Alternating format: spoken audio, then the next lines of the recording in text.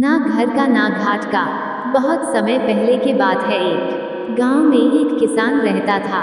किसान बूढ़ा था और उसकी पत्नी सुंदर और जवान थी। किसान की पत्नी को हमेशा यह लगता था कि उसकी शादी बूढ़े आदमी से कर दी गई है। यह सोच सोच कर वह हमेशा दुखी रहती थी। एक दिन उस गांव में कहीं से एक ठग आया और उसने किसान की पत्नी को देखा तो वह सब समझ गया कि यह स्त्री अपने पति से प्रसन्न नहीं है। ठग किसान की पत्नी के पास आकर बोला, सुंदरी, तुम बहुत सुंदर हो, मुझे तुमसे प्यार हो गया है और मैं तुम्हारे साथ अपना जीवन बिताना चाहता हूँ। क्या तुम मेरे साथ मेरे घर चलोगी? किसान की पत्नी ठग की बातों में आ गई और अपने पति को छोड़कर उसके साथ जाने के लिए तैयार हो गई। दोनों ने भागने के लिए समय तय कर लिया। ठग ने कहा, तुम्हारा पति तो बूढ़ा हो गया, वह धन का क्या करेगा? तुम अपने साथ घर में रखा धन और जेवर भी रख लेना, वो भविष्य में हमारे बहुत काम आएंगे।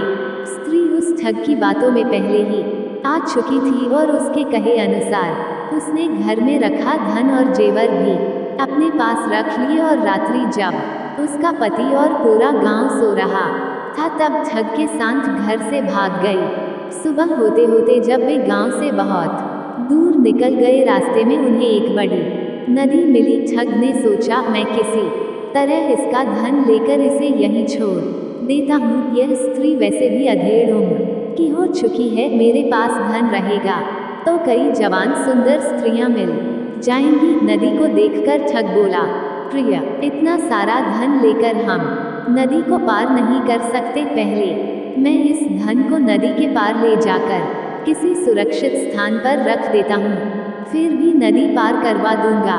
किसान की पत्नी पहले ही ठग की बातों में आ गई थी। इस बार भी उसने बिना सोचे समझे ठग को धन की गठरी दे दी और वहीं बैठकर उसके आने का इंतजार करने लगी। बहुत अधिक समय बीत गया परंतु ठग नहीं लौटा। अब किसान की पत्नी को सारा माजरा समझ में आ गया और अपना सब कुछ लुट जाने के डैक से नदी किनारे बैठकर रोने लगी। उसी समय एक गीदड़ी मुंह में मांस का टुकड़ा लेकर स्त्री के सामने से गुजरी। गीदड़ी को नदी में एक बड़ी सी मछली दिखाई दी। गीदड़ी ने मछली पकड़ने के लिए उस पर झपट्टा मारा। मछली उछलकर दूर चली गई और गीदड़ी के मुंह में रखा मांस का टुकड़ा नदी में गिर गया और तेज धार में बह गया। यह देखकर किसान की पत्नी गीदड़ी से बोली, अरे, तू तो अपनी मूर्खता के कारण मांस के टुकड़े और मछली दोनों से हाथ धो